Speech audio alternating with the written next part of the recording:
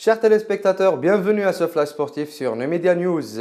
On entame ce flash avec une info insolite et bizarre. Les stades de football ont accueilli depuis plusieurs jours des spectateurs effrayants et mystérieux. En Europe, c'est un phénomène assez surprenant qui a débarqué dans les stades. À plusieurs reprises, des hommes mystérieux ont été photographiés dans les tribunes.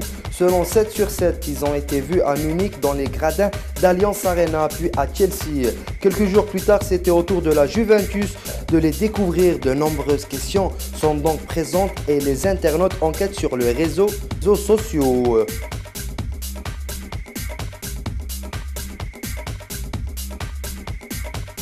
Dans le même registre, on connaît désormais les 23 nommés pour la prochaine FIFA Ballon d'Or. Parmi eux, 3 favoris. Lionel Messi, vainqueur des 4 dernières éditions, Cristiano Ronaldo et Franck Ribéry, plus un outsider Zlatan Ibrahimovic. Lionel Messi qui vise un 5e Ballon d'Or de rang est bien là. D'accord, ce n'est pas une surprise. À qui sera décerné le 13 janvier prochain, tout comme ses habituels dauphins Cristiano Ronaldo et Andrés Iniesta et Xavi, dévoilés dans la nuit de lundi à mardi sur le site de France Football. Cette sélection est assez conforme aux attentes. Toujours en football, selon la presse tunisienne, la direction de l'Espérance de Tunis a trouvé récemment un accord avec l'international algérien Abdelmoumen Djabou pour une prolongation de son contrat à une année supplémentaire. L'ancien sétifien qui a regagné la capitale tunisienne hier devrait paraffer aujourd'hui son nouveau contrat qui le liera à l'Espérance de Tunis jusqu'en juin 2015. Contacté par la radio tunisienne Shams FM, Djabou a confirmé cette information, soulignant que le joueur a refusé une première proposition de sa direction de prolonger son contrat jusqu'en juin 2017.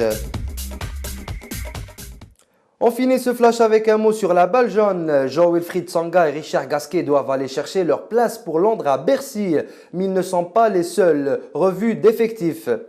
Federer, Wawrinka, Gasquet, Tsonga, Raonic, voici les 5 sérieux prétendants aux 3 derniers tickets restants pour Londres. Federer a manqué l'occasion de valider sa place au Master dès ce dimanche en perdant la finale de balle face à Del Porto. Il devra par conséquent se mêler à la lutte à Bercy.